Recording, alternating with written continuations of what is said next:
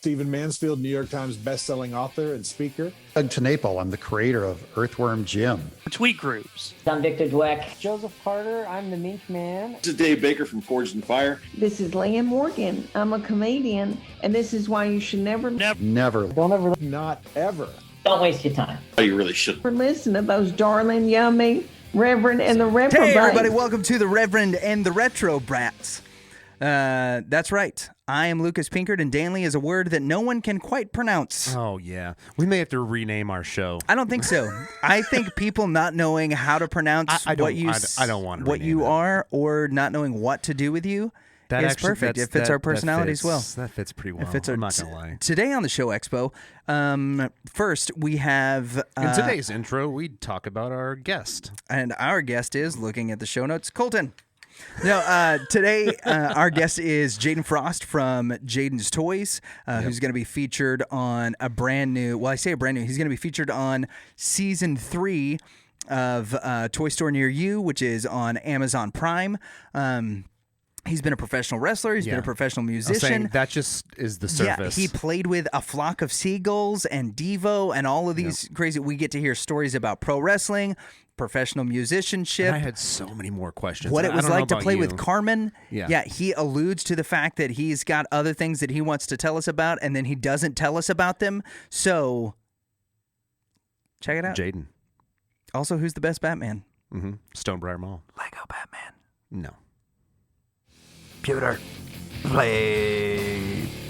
Interview. One word from Kevin Conroy changes anyone's mind. We have on our airwaves one of what I think he could have been cast as the most interesting man in the world. He's been a professional wrestler. He's fronted cover bands. He's played with Carmen. And on top of that, he owns one of the coolest toy stores that I've ever been to. And he's got a new podcast called The Jayden Frost Show coming out. It is the man, the myth, the legend. It's Jayden Frost himself. How's it going, dude? Good. What's up, guys? What's happening? Not a whole lot, but so much. I've got lots of energy today. You do, which I don't. Which is a good thing. You're low energy, Dan. I've been killing myself watching on the after show. Oh yeah. When we watch and you're all, hey, what's going on? I'm just kind of chill. Yeah, well, I'm trying to work. One of us has to carry the show. So I want to know from the get-go.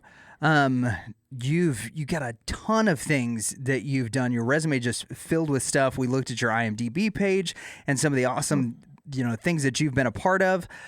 What is it that got you into toys? I know season 3 of a new Amazon show is going to focus specifically on your store. What is it that got you into toys, from everything else that you've done? Yeah, the show's called A Toy Store Near You. They have 2 seasons on Amazon Prime right now. We are one of the toy stores featured in season 3. We did have, I believe, the longest filming of that. We filmed it over a process of an entire year, the entire year of COVID, really. Start to finish, which it tells this interesting story, and I can't wait for people to see that. That's for sure. But what got me into toys was just being a collector myself, and like everything else in my life, it's a pretty long story, so I'll try to summarize here a little bit. But what happened was I was buying, selling, and trading out of a little storage unit. It was a 10 by 10 storage unit, like at a U-Haul type storage place in Dallas. And I had rigged up a shop light where, I'd meet with people, via Craigslist, Dallas Craigslist, back when it was safe. And all great sales are made over Craigslist. Yeah. And so I used to invite people to come bring their collections to sell to me or to trade with me and et cetera. And I would invite them, here and there. I was touring at the time. When I wasn't touring, I would have people come there, and I would take a long extension cord and run it out of that storage unit to the nearest outlet and plug it in, and then turn on the shop light. And I had it like floor to ceiling full of just toys that I was willing to trade or sell or whatever like that.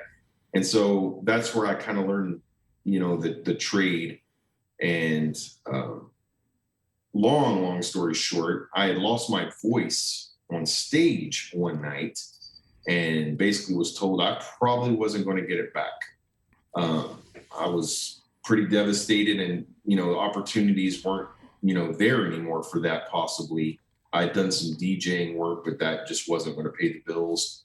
And I decided, you know what, I'm going to open up a little shop and see how that goes. I know nothing about it. I don't have a business degree.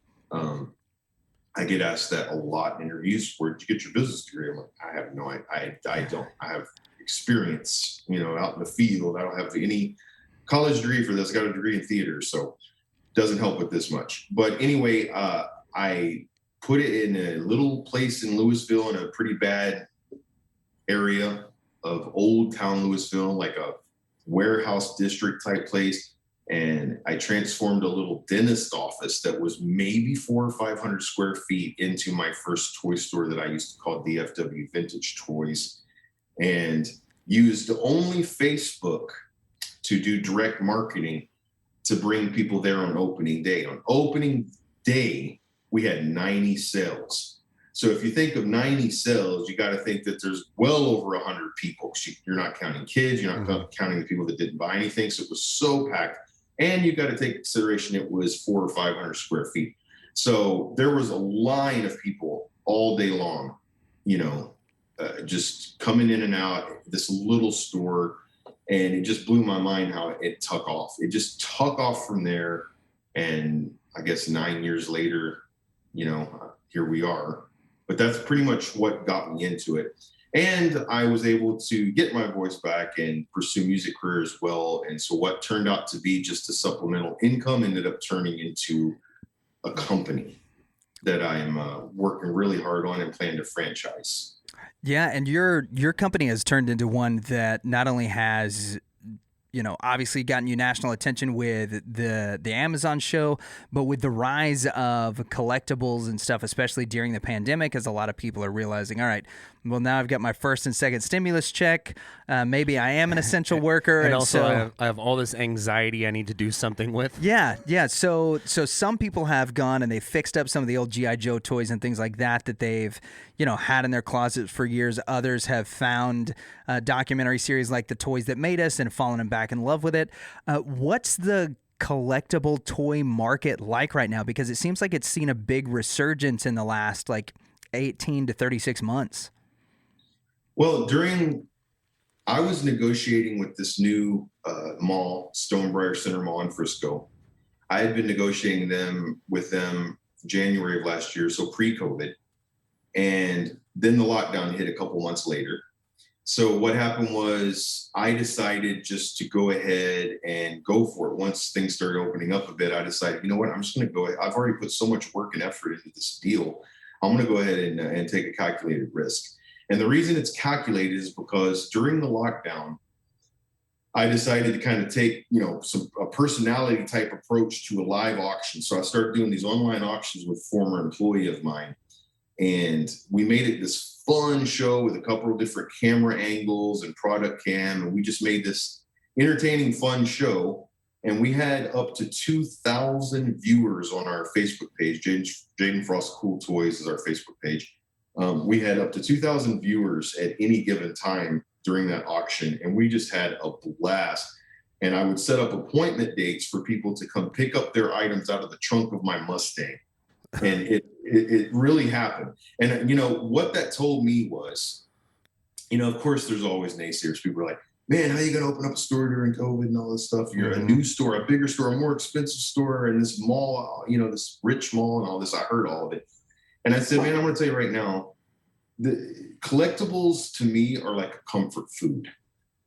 During that time, it gave everybody something to do and something to look forward to. And you really couldn't do much shopping, and it just, I don't know, it connected them with us. It kept the store alive and connected our customers with us and our Facebook audience with us, and then gave us a way to kind of meet together, but still social distance.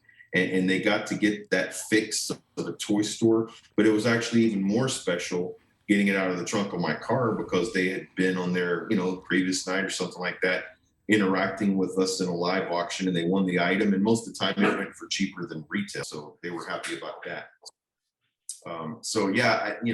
Even during COVID, it's because it's a comfort food, man. It makes us all feel good when we get that new toy, just like when we were kids. And I just think that's a feeling that's never going to die. So yeah, and that is fascinating that in the pandemic, people are turning to, I don't know if that's like a childhood thing, that it's, like collectible, like you mentioned, but it is a toy. There's some comfort there. Like, I wonder if that's part of it. There's got to be something therapeutic in the nostalgia of it. Yeah. Because I've gone to Jayden's Toys, and the toy store itself is just incredible. It's almost overwhelming. But we lost a lot of the Ninja Turtles that my brothers and I had when we were growing up. We lost them in a house fire. And when I went into his toy store, I saw, some of the Ninja Turtles that were from the same era of the toys that we lost. There was a feeling of just this sort of sense of like recovering something that was lost. Even though I wasn't buying the toy, just to see it, to hold it, to be just refamiliarized with the whole set of the Ninja Turtles toys was just such a cool thing. And I think that there's something about that brings a sense of nostalgia and a sense of like therapy, just this reminder of, maybe a simpler time or a better time whenever we think about it. So I want to shift gears just slightly. You've obviously got so much going on with Jayden's Toys, but you're playing music again. We listened to, we'll have links in the description for this show of the single that you've got that's out on YouTube that you can get on Apple Music as well. Your voice dipped for a little bit, but it's back. Yeah, but your voice is back. You fronted. By the way, it sounds rocking. Yeah, really, really good. So a little echoey. You've fronted a George Michael cover band. You've done some stuff with Depeche Mode, and some covers of their stuff. You've worked with a lot of different musicians and a lot of different major acts. What was your journey in your musical career like? And you've done that, you've done professional wrestling, you've done toys. Is that really where your passion is? It's a hard question because my road started with me wanting to be a professional wrestler since I was in third grade. That was like my dream. And when I was a teenager, I met some wrestlers down at the Sportatorium. Iceman King Parsons, California Stud Rod Price, Billy Joe Travis. These are some names a lot of the older Dallas wrestling fans are going to probably remember. Oh, yeah. And I started training with those guys at 17 years old and, lifting weights and doing stuff like that. And, it was a rigorous process. And back then, I don't know about now, but back then you had to go through a lot of, paying your dues. You would, and back then the average cost for like a wrestling school was maybe like, to go through a training from point A to point B to where you can actually get in a ring and do something. It was around $1,500, and that was early 90s. I mean, that would probably be $4 or $5 grand now, in my opinion, based on money now. So it was hard just doing that as a 17, 18-year-old. And then, not to mention it was very difficult. People that think wrestling is fake, that's a stupid word because everything hurts. Yeah. And ask anybody that does it, every single thing hurts. Anyway, I'm not trying to chase a rabbit trail a little bit. I went into pro wrestling, and there was a company called GWF, Global Wrestling Federation. They had taken over the Sportatorium. It was Joe Pedicino. There was a lot of people from, I believe it was Georgia. And it had the Patriot, Del Wilkes. It had Buff Bagwell, Raven, when they were, Sean Waltman, who I had, become friends with later in life.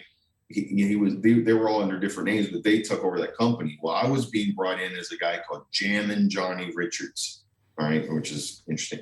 But I was training, and they were working to bring me in. I even had an interview on one of their shows. And shortly after that, I was training in a place called Rocket Fiesta Palace in Dallas, which was like a more for Lucha Libre, but they had different shows there. And I was just in a training session, and we were working on some stuff, and I was going to be taking a flip off the top rope, and my foot slipped, and I landed wrong and like really messed my back up to the point to where, and back then there was no money in wrestling at all unless you were, big time. And I hurt my back really bad to the point where I couldn't do it anymore, probably. that seems like something that would happen later in my music career too. But, I got really messed up, had no insurance. I was like 18 at the time. I barely had a couple of matches around, DFW. I worked as a manager for a while for some other wrestlers. Anyway, I had that entertainment bug already. Once it bit me, I was like, man, I've got to do this. So I had to switch gears and I started going more towards acting and like, the idea of a little stunt. I did some B-movie stunt work and stuff like that because of the wrestling. And then I went to an acting conservatory and studied film acting and theater there. And then that led me into kind of pursuing more acting since wrestling was cut so short. And once I started getting into acting, then I started realizing I kind of had a voice. And I'd always played guitar because my family are all instrumentalists and singers and stuff. So it just kind of became me singing at some coffee shops. And then, one thing led to another. So it's kind of like a domino effect. The wrestling kind of led to an acting, which kind of led to the music. And then losing the music years later would lead to the toy store. And then what happened was, I've been trying to find the previous careers because I'm not much of a quitter. So I've kind of brought pro wrestling back into my life, along with the toy store, along with music again, along with acting, which I've done, pretty good amount of, kind of low budget acting and stuff like that. And so, I've kind of done a lot of those things because I don't see why not. I know it's kind of like a full resume, like you said, and it is tiring being me, trust me, because I don't rest. I love to work and I love, because like Create the Toy Store kind of has a life of its own. I created it, but now it's kind of like it's just rolling. I got a great manager there named Danny. He takes care of most of it. And I oversee the buying and the accounting and stuff like that. But I have other time too. So I'm pursuing this new podcast, the Jayden Frost Show, which is going to be talking about all the different things that I'm involved in because they're all sort of tied in together. Mm-hmm. So yeah, I don't know. I don't remember what your question was now, but that's pretty much how it's just, there's so much going on. It isn't because I'm unstable and can't commit to something, but it seems like life kind of shifted everything around, and now I'm in my 40s and I'm like, just kind of bringing it all together. I'm even trying to open an event center right now where I can hold wrestling shows, toy conventions, concerts, and put it all in one building. How about some live? How about live podcasts? Yeah, exactly. I love podcasting. This is so much fun. Yeah, it's been a lot of fun for us. We were talking before, as we were preparing for this episode, and I had the thought, and I'm sure that you've probably had this before, but your career has been, like you mentioned, you had said, I don't remember what you had said specifically of, I don't know if it's, if I'm crazy for going all these different directions, but it is an interesting idea to have this Venn diagram of toy store, emperor, former professional wrestler, actor, stuntman, and then there's you right in the middle. How many other people do you think have that story? Yeah.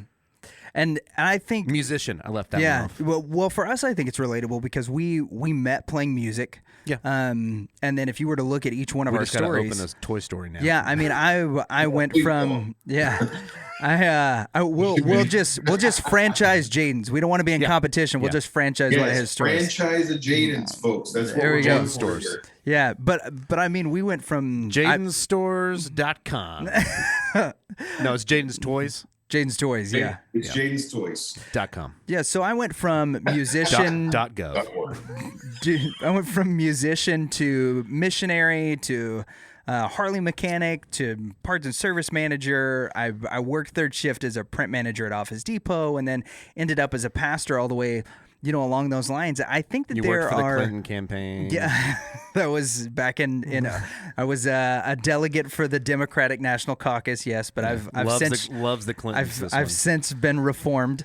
Anyway, all that to say that there so much are better now. Yeah. Oh, yeah, so great. The whole idea that we go through these different phases, and you're talking about now that you're in your 40s, that it seems like all of that stuff is coming together. It's always been interesting to me to see how God has used each one of those seasons in my life in order to prepare me for the next one that I was moving towards. You've got the Jayden Frost podcast, which you're shopping some sponsors right now and getting ready to go. But you've talked about how there are going to be some different phases of that podcast. That some of it's going to be based on toys, some of it's going to be music, and some of it is going to be some stuff that's faith-based. What has made you want to take this shift into podcasting? When is it just that you've been so successful in these other areas and you're looking and you're like, this is the next thing that I want to conquer? Or is there something in particular that's pushing you in that direction? To be honest, when I became a believer in my early 20s, and it always has been in me to want to be involved in ministry. And I have been involved in a lot of ministries. And what's cool is my favorite scripture is Ezekiel 33:31. And it basically talks about, my people will come before you and hear you sing with a beautiful voice and play your instrument well. But when they leave, they will realize that a prophet had been sent among you. And I noticed how in my entire adult life that I noticed I've been asked to do my testimony at lots of churches and share my story, because even my testimony of how I got saved is a pretty intense, life or death situation. We could talk about some other time probably, but because that's a really hard subject for me.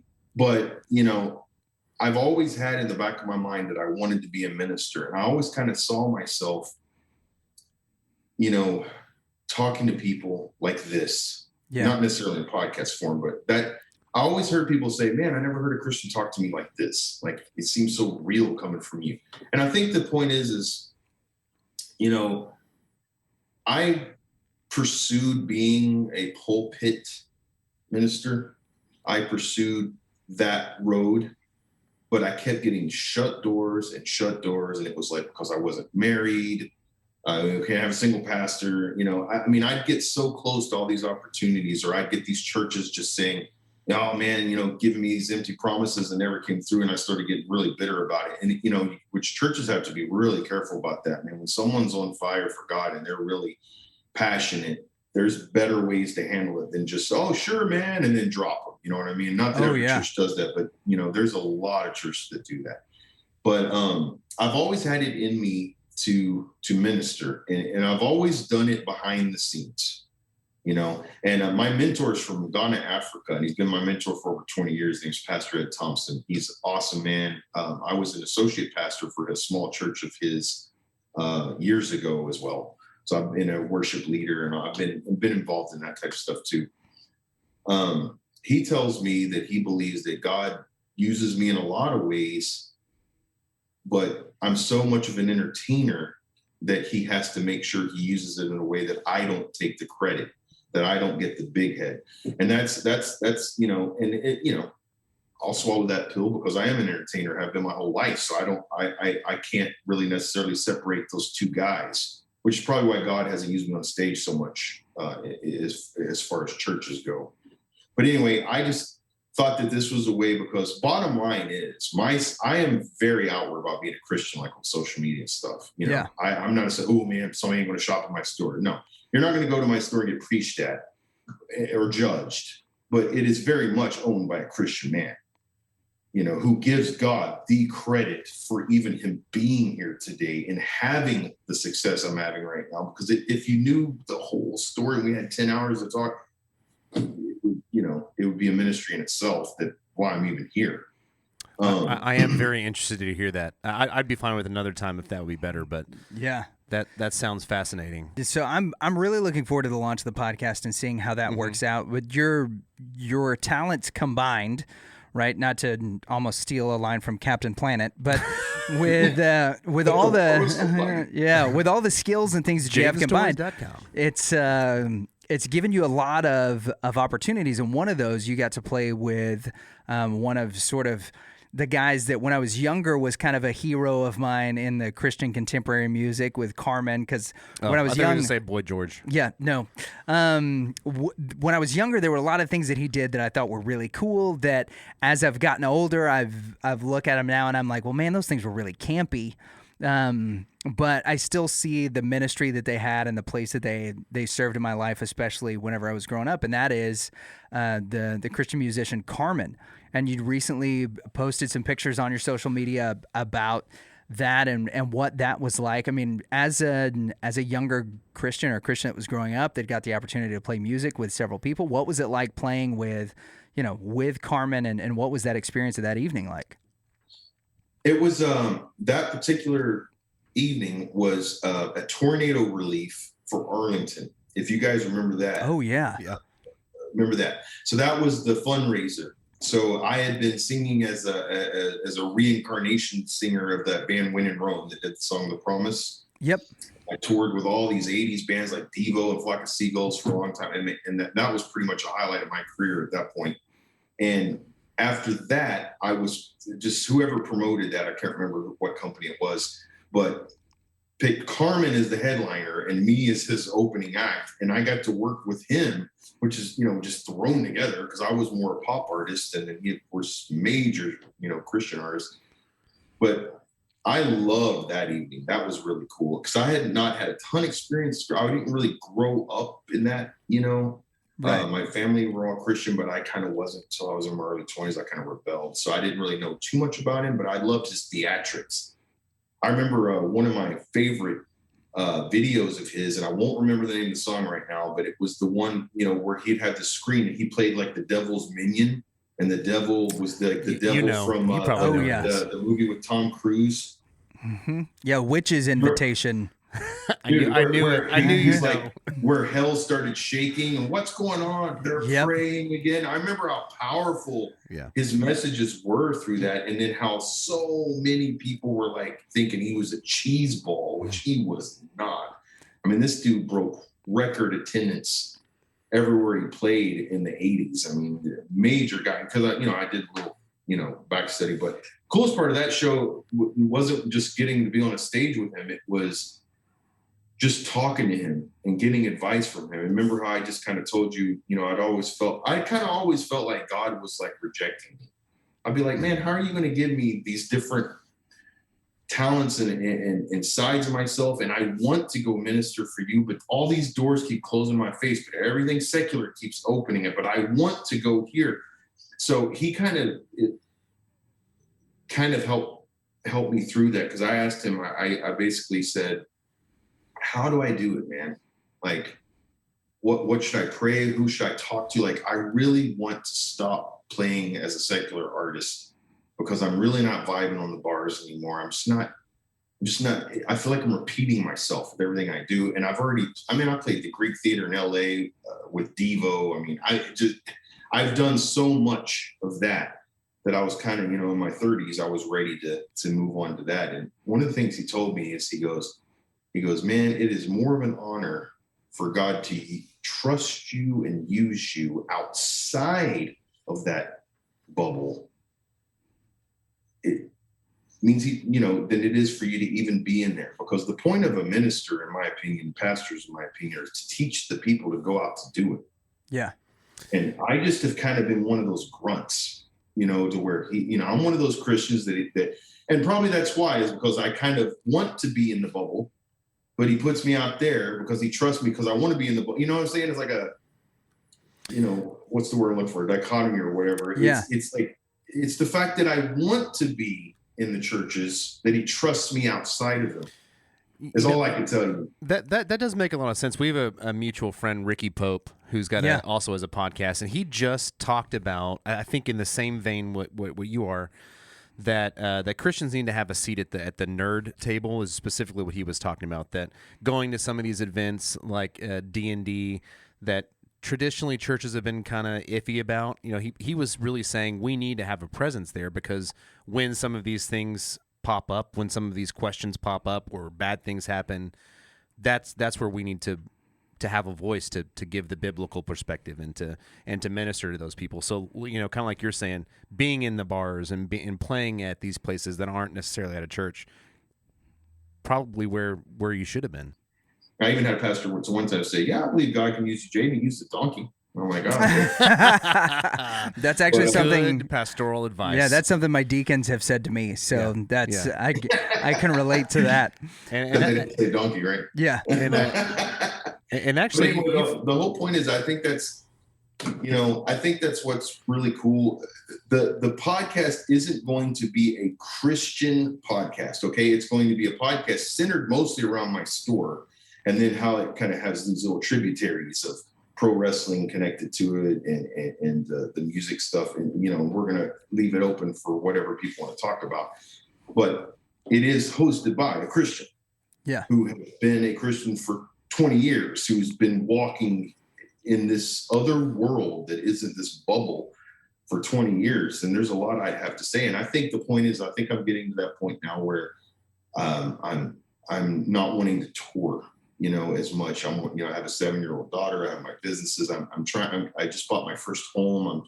I'm kind of, for the first of my life, kind of planting myself and feeling a little bit, and not that I wouldn't go out and do those kind of things, but again, I don't feel like there's a need for me to keep repeating myself with things that I've done so many times. But I think I'm getting to the point now, and God's trying to show me that maybe I'm getting to the age and the maturity level now where he can maybe use me on different levels. And man, I'm telling you what to do.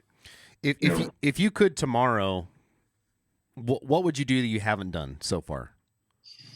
Is there anything that just nags at you? I've done all this, but I haven't had the guts to go for X. Yeah. Man, that's a hard question, because there's levels of things that I haven't achieved, but I've pretty much, got my foot in the door of everything that I've ever wanted to do, even adopt my little girl. My little girl's adopted. Me and my ex-wife. That's awesome. Stuck her in at 3 days old. I mean, just I used to dream of adopting a little girl. I mean, it would be nice to get married again one day. But again, I've been married, so I can't really say I haven't done that yet. Maybe do it right this time. I'm a better man. I think I'd be a better husband this time, because I didn't really know how to be last time. I would probably say the ministerial side of what we're talking about is just. I mean, it sounds like you already said that you're in a spot where you're starting to put down roots, right? Yeah. So everything you've said so far does make sense. That, and I'm not trying to put words in your mouth, but finding a place to minister where you can put down roots. Yeah. What's weird to me is right. Even when I was saying that earlier, I might have paused for a second, because then I thought, when I said I didn't really want to much tour anymore, I think I'm talking about music, because if 50 churches around the country for some reason heard this and was like, I want Jayden to come speak at my church, I'd book him. Yeah. I think to answer your question, man, I think the thing that I haven't done yet that I really, really want to do is I would like to wrap my career up. What word would you want to use? Personality? I don't know. I'd want to kind of use my personality and my history, my experience with all these other things, and apply them to helping people, like, and that sort of thing. I don't know if being a pastor of a church would suit me, since I'm, used to being around so many people. I feel like I'm better around, a big group of people I don't know. Like, I feel like I've just been prepared for that. Yeah. Well, it's exciting what you're going to have in your future, because that sounds fascinating. It does, and I think that this is a message, especially as we've talked with several guys who are involved in mentoring young men or coaching young men or things like that, is that there's a lot of guys that in their 20s and 30s that we seem pretty aimless. That we have all these ideas of the things that we might want to do, and it's not what we're doing. Like, I've got a job because it's paying the bills, but it has nothing to do with what my passions are. It doesn't have anything to do with where my areas of interest are. And, seeing a person like you has been successful in different realms, knowing that those things can change. but that each one of those skill sets will help you on to the next one. You mentioned, that you would be completely comfortable with going, to an arena packed full of people tomorrow if you were asked to do it. I did have a question because of the different areas that you've, performed or spoken or entertained. What of the three crowds will limited to the pro wrestling crowd, people at concerts, and then, speaking at churches, which one of those is A, the rowdiest, and then the B question to that is going to be the most difficult to perform to? I think the wrestling crowd, anytime the short times I got to really be a character in front of wrestling crowds, I was a bad guy. So that was way too much fun. I can see that being fun. Oh yeah, that sounds like a blast. It is definitely a side of my personality. Like, we're buddies. If we're hanging out, like I'm one of those guys that, I'm a jokester guy. I love making the room laugh and, just being silly. And we do that at my toy store. I mean, I'm just that kind of guy. So I was able to apply that side and amplify it up about 100 times and be like this jerky little instigator. That was really fun. And give a couple bows too while you're at it. Yeah. Oh yeah. Mostly tuck them, but yeah. The music crowd, like the George Michael thing you mentioned, I've been doing that since he passed away. We haven't done it since COVID. Right. But it's called Freedom, a George Michael legacy, tribute to him. We even had his original bass player, Deon Estus from the Faith album, the Wham days, play with us on some shows, which was wow. But I worked a lot of Live Nation shows and for, 2.5 years, I guess, until COVID. And now it's been, I can't believe it's been this long, but we did probably 50 George Michael shows. The hardest part about that was the dude I have a 3-octave voice, which has got me a lot of work, but his was so much smoother. So for me to be able to try to even come close to his level of ability was challenging. Every single night, I never was confident that I was going to pull it off at any point because it was so hard. I mean, this dude's range was unbelievable. And again, he had, I had to push myself, and you could tell he was just at ease, So I'm a natural baritone and he was a natural tenor. So it's like I had to push it. Yeah. Those crowds were hard because they expected me to suck. Right away. Right away. They came there. We fill out these 1,000-seat places, man. And they come there, but you could tell I had to win them over every single show. But we did. We won them over, for the most part. And so those crowds were the hardest to win over. The wrestling crowd is definitely the rowdiest. Church crowd is the toughest. Let me tell you why. Tell me. Because there is a responsibility when you're talking or singing in front of that church crowd that you don't have with the other entertainment stuff. You really have to watch what you say. They're usually only there to be fed, and you're the guy feeding it. And that's why a lot of churches don't just let Joe Schmo that they don't know come up to their church and preach a message, because you've got to know what your congregation are about to be fed. They don't know if I'm going to pull out some crazy stuff like we were talking before we started this. Yeah, with the chickens. Yeah. Chickens Jayden, you convinced me. I'm not playing guitar this Sunday. Oh, I'm great. coming out fantastic. in spandex. It's fantastic. You're going to put on your striper outfit and I'm head on. come out and insult people and awesome. Who's gonna take it, huh? Yeah. Well, I do think that what you're talking about is correct, though, that there is a responsibility that you have. That loud. Yeah, thank you for. We apologize to both of our listeners for damnly yelling. Hey, I leaned back. So when you do step on stage at a church or somebody does endorse you, you've got a responsibility to feed the congregation, but also there's a responsibility to the person that brought you on. That you don't want to be a disappointment to them. And so how is that? Care about that. Yeah, naturally. How is that difference, changed the way that you approach church crowds? Preparation, for one. Anytime I've done anything involving ministry, I will really dissect what I'm going to say more than ad lib and improv stuff. Usually, my normal method, like for even podcasting, would be bullet pointing. So it's not too scripted, right? A lot of podcasters do bullet pointing. I wouldn't just wing it, in front of a church crowd. I would make sure that everything I say I backed up biblically. So I would just dissect everything I am going to say pretty much, and make sure there's a scripture that I can attach. Because man, I just feel like it's so dangerous to get out there and just be opinionated in front of a church crowd, because you don't know who you're going to touch, and it's so much responsibility. I mean,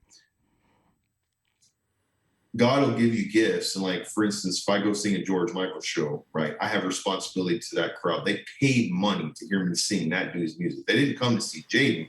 They came to hear George Michael's music and see a presentation. They want to suspend disbelief, right? So I have that responsibility. But man, when you're talking about responsibility of souls and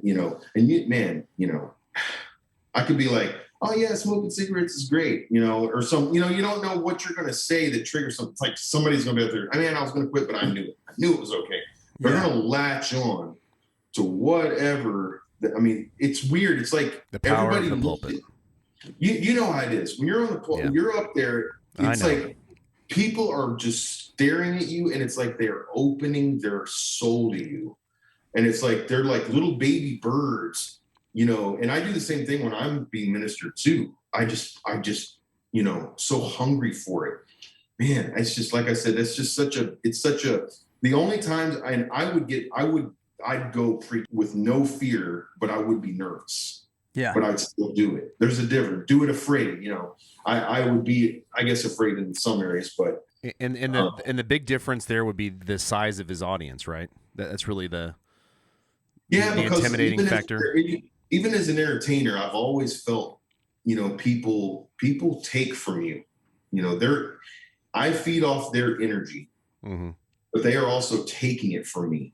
It's like, I think of it like as a cycle, because after a concert, man, I will be wiped. Like, I feel like, the story of the woman with the issue of blood touching Jesus' robes and took virtue from him. Yeah.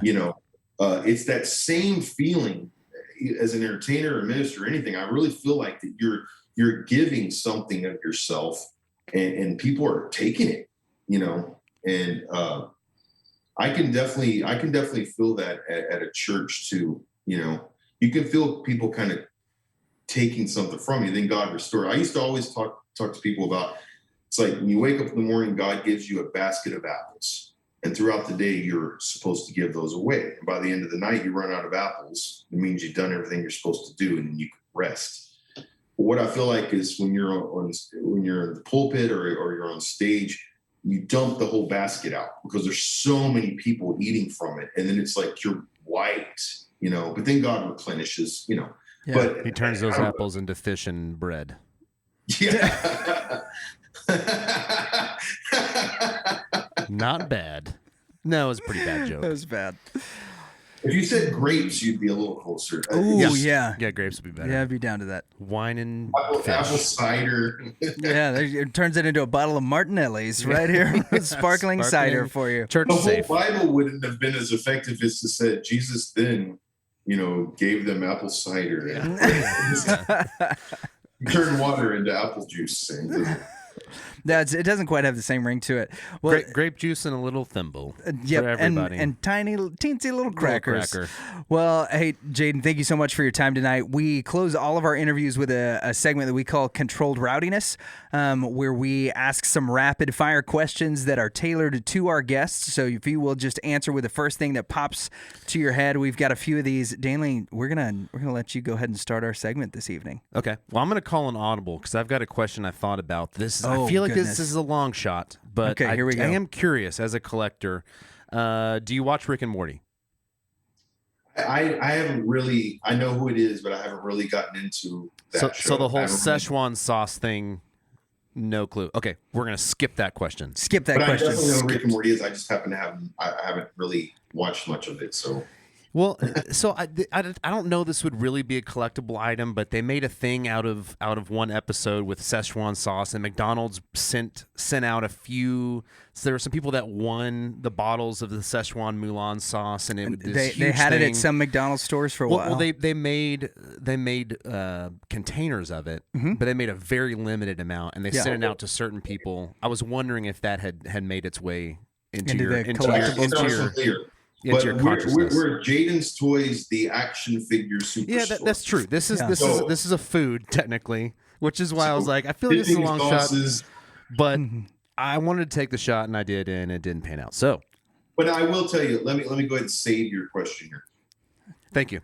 There is something for everybody, man. Like, I guarantee you, there's a Rick and Morty fan who is dying to get that Szechuan bottle. Yep. Yeah. There's a lot of them. Yeah, no doubt. There was riots actually. And if I can get the Szechuan bottle for $5 and that guy will pay me $20, then I'll carry it my store. They'll probably pay thousands. But yeah.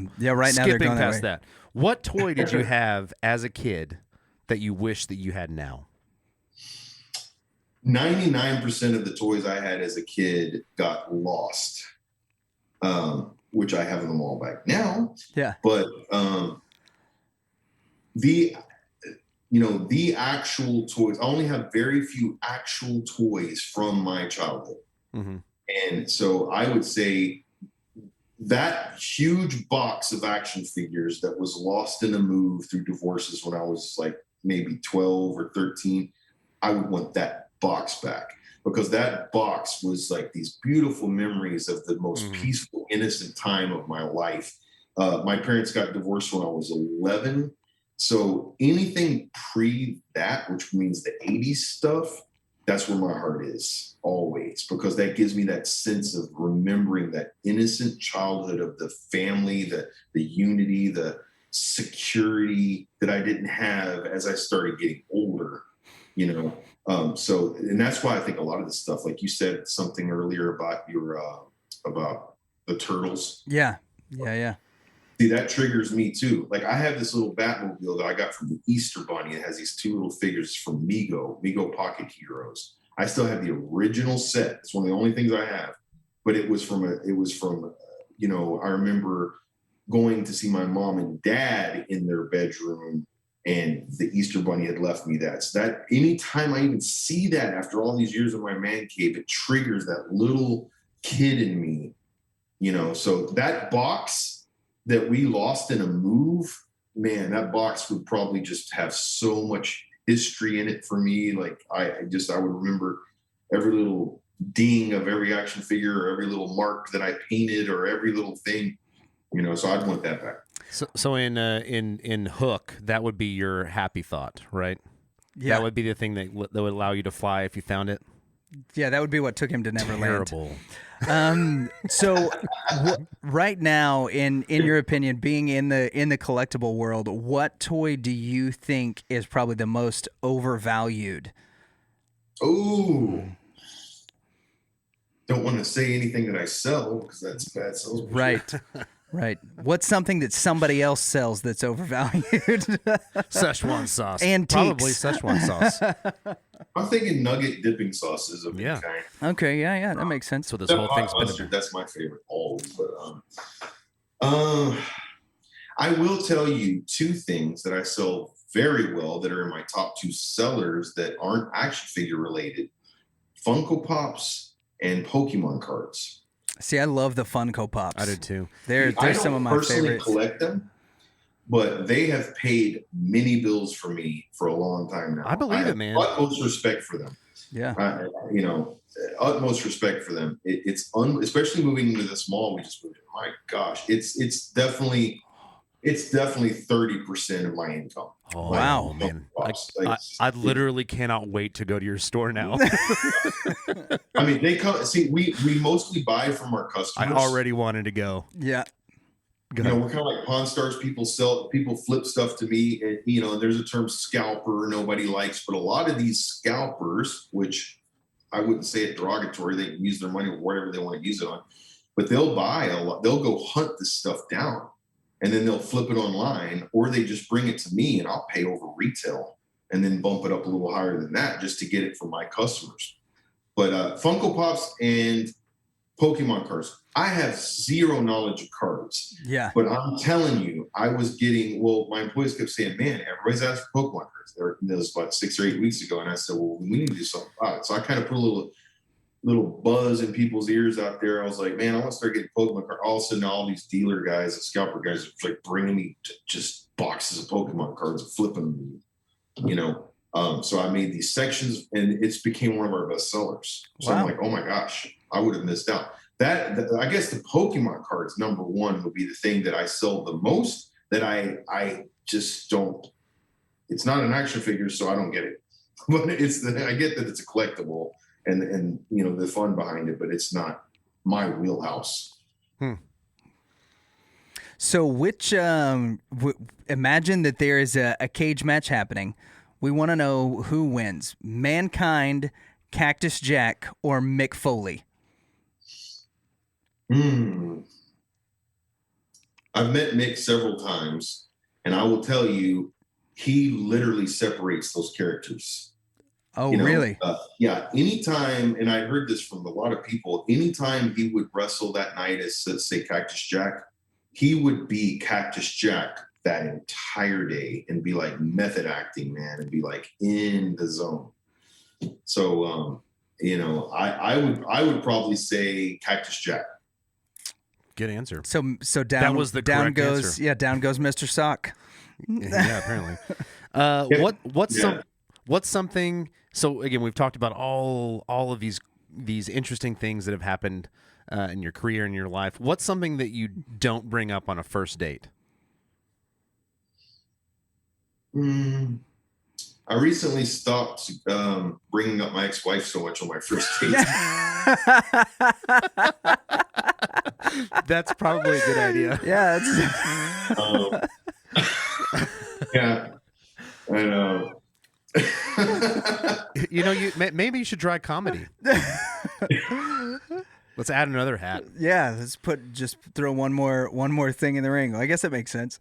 Oh, you shouldn't have asked. You shouldn't have said that, because now you're reminding me that earlier question. What's one thing you never done? I said, before I die, I am going to at one point create just an amateur night or something. I'm going to get on stage and see if I can make people laugh. Dude, even in my George Michael concerts, in between songs, I would just be making people laugh or whatever. I mean, I just totally break George Michael character and I like just to make people laugh and then go back into the serious song. I would probably do that. We also are trying to figure out how to make people laugh. Yeah, we'll help you work on your tight five.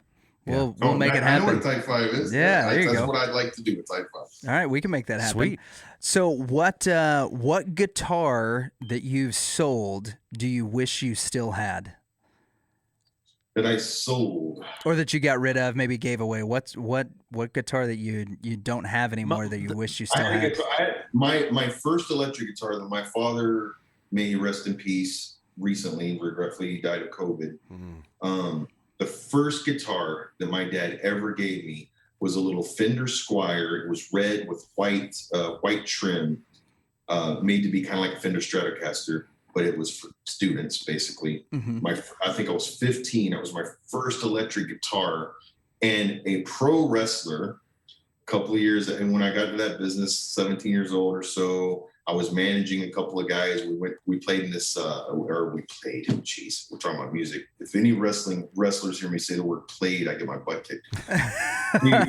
we worked. But it wouldn't hurt because it's fake, right? We worked in a high school in Terrell. I'll never forget this. And one of the guys said, and I'd always take my guitar everywhere. And one of them said, "Man, let me borrow your guitar." I was like, "Oh man, I don't know, dude. Let me borrow it, man. I'll give it back." Of course, he moved away. Yeah. So I never saw that guitar again. So I never sold it.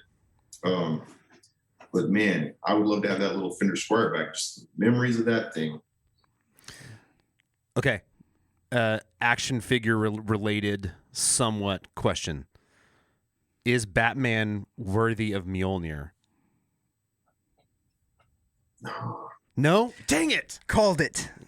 We discussed this ahead of time. Go ahead. Here's why. Batman is my all-time favorite hero. Mine too. All right, my all-time favorite. And Michael Keaton is number one Batman. Ooh, see, disagree. That was a follow-up question. Who's the best Batman? I think it's Lego Batman. I think Kevin Conroy. Lego Batman. No. My mic. I'm out of here. No. Pewter. let me explain why. Let me explain why you can't touch Thor's hammer that I can't say the name. Okay, yeah. Mjolnir. Okay. Too much of a dark side, man. That's what Lucas said. Too angsty. He's got too much of a dark side. He's not pure of heart. But he fights dark side. Yeah. Womp womp. All right. But he'd probably make some device that would pick it up. I think that's true. I think in his greatest there's time something of in need, his utility belt that'll allow him to grab it. He's got like Captain America's glove stuck in there. Little grapple gun with a piece of Thor's hair on it. No, but he'll never get a chance because it's two different companies. Yeah, that's true. Of course, we need a crossover. Unless it's a What If, which I used to love those comics. Yeah, those were cool. I disagree with both of you. I think he would be worthy in his time of need. Okay, maybe so. Kind of like Captain America. Captain America's not just willy-nilly wielding it. Oh, yeah, he is. No, he's not. Prove it. Well, in the MCU, we've only seen it one time. Okay, Anyways, so why is Keaton the best Batman? Because that was going to be our last question to you, is who's your favorite? You said it was Keaton. Obviously, it could have been Val Kilmer because the suit was so great that Kilmer had. No, we're not going down that road. No. Oh, gosh, no. Now, the reason I think Keaton is because what I liked about the way Keaton portrayed it is he had that humor about him that was like very dry humor. That was pushing past that dark side. Like he was believable as Bruce Wayne. Yeah, you know what I'm trying to say. Like right off the bat in the '89 movie, he's like showing them. Around the armory, they don't know he's Bruce Wayne. He's like, because I own it. He's got that humor about it. Like I thought Christian Bale's Bruce Wayne was way too forced. Hey, let's play in the fountain. I'm a bachelor. Michael Keaton played it so cool, man. And I think Batman's cool. Like I think Robert Downey Jr. He's one of my all-time favorite actors. Iron Man's my favorite Marvel character. When they put those two together, I almost fainted. Like I was like, Robert Downey Jr. is perfect for freaking Tony Stark. So like if Michael Keaton Batman is how I feel like Robert Downey Jr. being, and the fact that Michael Keaton's coming back and they officially announced it today, like it was already hinted, but they officially announced it that he's going to be in the Flash movie. I'm so amped about that. That's going to be so awesome. And I heard that Val Kilmer might be reprising his role as Doc Holliday in the Flash movie because the Flash goes back way too far. And then they got to fast forward. I don't know if you're kidding or not, but that would be baller. I'm totally kidding. That would be so baller. Kurt Russell and Val Kilmer just sitting down like, oh, he's very fast. I forgot you were here. You might go now. Jayden, it's been an absolute blast, man. Thanks for being on the show. We appreciate it. If you're in the DFW area, go check out Stonebriar Center with the new flagship store for Jayden's Toys. Jayden's Toys. You won't be disappointed. I call it a cherry pick store, man. There is no junk in the store. It is 3,000 square foot of just, I've had people say, well, I know if I can't go around to 4 Targets and find it, I know Jayden will have it. It'll be a little bit more expensive, but he'll have it. It's that kind of store where, man, you're going to find something, and we're making that purposely the mission. There's something for everybody, and it's there, from 70s stuff to current stuff. So if you're like me and you would never go to 4 Targets, just skip the extra trips, save that money, save the money in gas, spend it at Jayden's shop. Your time is worth more than that. Jayden Stores, we have it. Yeah, there you go. Yes, and come sell us your toys, because that's where we get most of our inventories from people bringing it in. Gentlemen. And cards and Funko Pops. Why not? And Szechuan sauce or whatever. Yes! Dude, it's been a blast. We appreciate it, man. Yeah, thank you guys. Man, now that the pewter has played the interview and we've established that Lego Batman was indeed the best Batman, Jayden Frost. The pewter did pretty good. He did. Pewter did a good. Thank you, Pewter. No. I don't want to do that. Yeah. Man, I will admit I do love Lego Batman. Lego Batman is a special kind of sacred Batman. That's true. The I best don't know- of I something don't is know that typically he's the special and best. sacred. I think he doesn't fully capture the character, but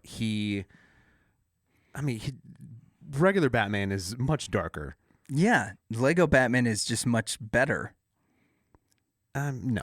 Decide in the poll down below. Yeah, this should definitely be a poll Yeah, it'll question. definitely be a Who's poll the best- question. Who's the best Batman? Why is Lego Batman the best Batman? It's going to We be the poll won't have question. a write-in option.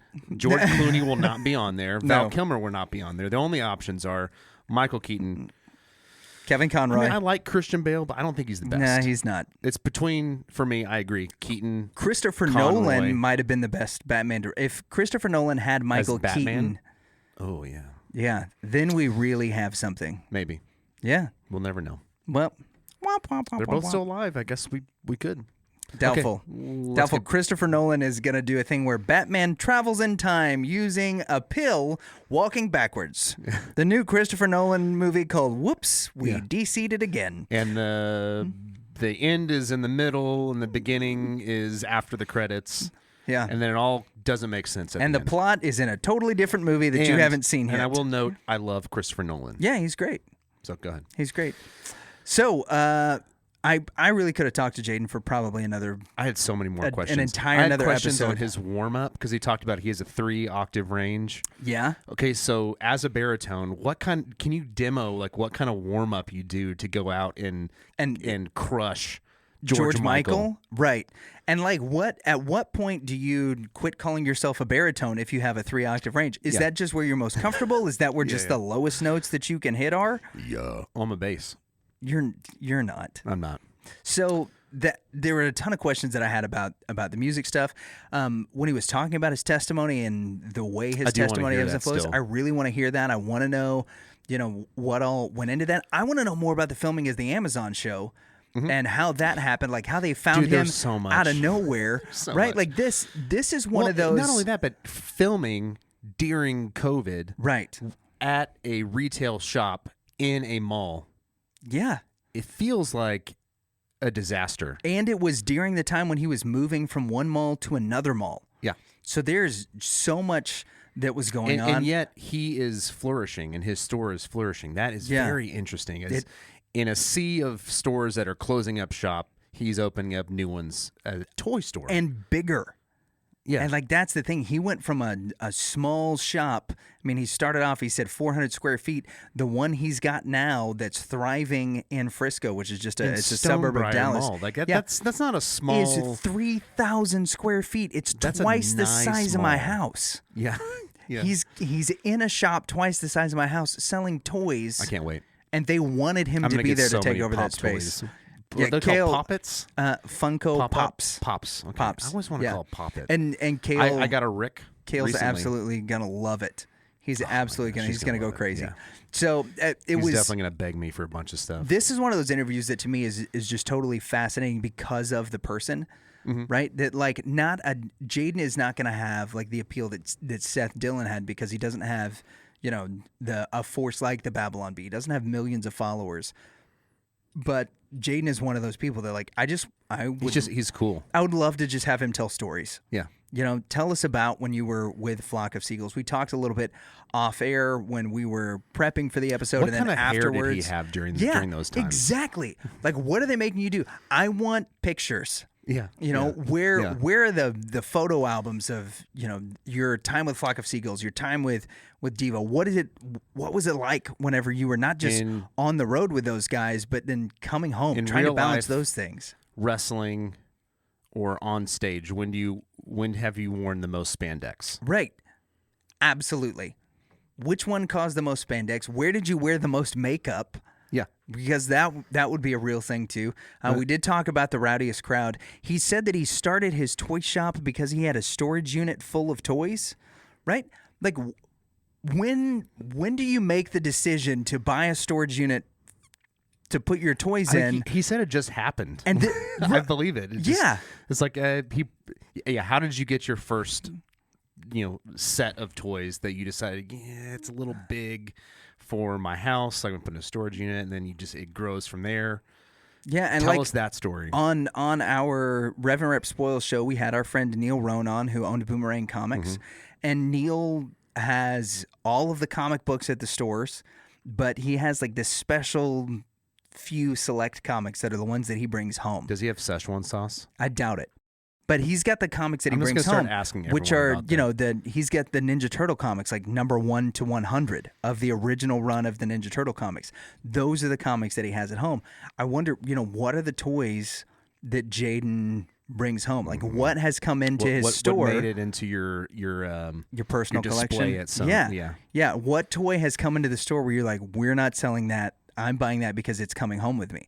What are those? What toys are still on the list for that? So many more questions that we could have asked him, but it was a great interview. I love the way Szechuan sauce. He's not telling us it's at home. He's just not telling you. I love the way that he tied in his faith with every other aspect of his life and where it's going. Such a cool guy. Such a great interview. I want to know if you got to play with DC Talk. Ooh. I didn't ask because it's a kind of an odd, obscure. I wonder if he played Addicted to Jesus whenever he was with Carmen, which is the Carmen DC Talk mashup. Huh. Maybe we'll save it for part 2. Yep. Part 2 coming in some other time when we can book Jayden. At some point, if he did not hate this one, which it seemed like he enjoyed it. It seems like he enjoyed it, and we hope so. And if he didn't, we'll always wish he would have. So for the Reverend and the Reprobate, I've been Lucas Pinkard. This has been another successful episode of two best friends talking to people that we have no business talking to. Yeah, make sure that you check out Jayden'sToys.com. The Amazon special is called A Toy Store Near You. Season 3 will be coming out soon, which will have some episodes featuring Jayden's toys, as well as, from what I understand, having some footage of his father who just recently passed away, and they're dedicating the episode to Jayden's dad, which is that's awesome. Yeah, which is a pretty cool thing. So make sure that you check those things out. Jayden is available for speaking and doing some events.